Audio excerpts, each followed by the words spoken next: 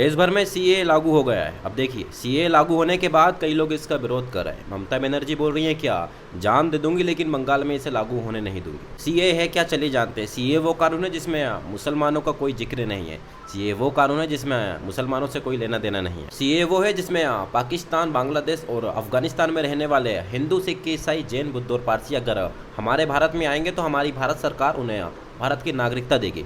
अब देखिए, इसमें मुसलमानों का जिक्र नहीं है, लेकिन फिर भी कई लोग इसका विरोध कर रहे हैं। एक एक्टर है थलापति विजय, या बोल रहे हैं क्या, हमारी तमिलनाडु सरकार से अपील है क्या इसे लागू नहीं होने दिया जाए, हमें ये मंजूर नहीं है। अब इसी को लेकर जामिया मिलिया इस्लामिया में भी छात्र इसका विरोध कर रहे हैं। तो कई लोग पीएम मोदी को थैंक यू बोल रहे हैं क्या, थैंक यू मोदी जी, अब पाकिस्तान में हिंदू खुलकर सांस ले सकेंगे। अब इसी को लेकर AIM के असदुद्दीन ओवैसी बोल रहे हैं क्या, मुसलमानों को टारगेट करना ही बीजेपी का मकसद, सीए के निशाने पर है मुस्लिम। इसी के ऊपर बंगाल की ममता बनर्जी बोल रही हैं क्या, जान दे दूंगी लेकिन सीए लागू नहीं होने दूंगी, सीए को हटाया जाए। तो कहीं लोग सीए के लागू होने पर दिवाली मना रहे हैं। शहजाद पूनावाला बोल रहे हैं क्या, कांग्रेस मोहब्बत की नहीं बल्कि गाली गलौज की दुकान। इसराइल का हवाई हमला, रमजान के पहले दिन गाजा पट्टी में 67 फिलिस्तीनियों की मौत। एआई खपत कर रहे 17,000 गुना अधिक बिजली, खड़ा हो सकता है बड़ा बिजली संकट, हमें बचा लो। रूस पहुंचने वाली क्यूबकों ने भारत से लगाई मदद की पुकार। भारत का सपना जल्दी होगा पूरा,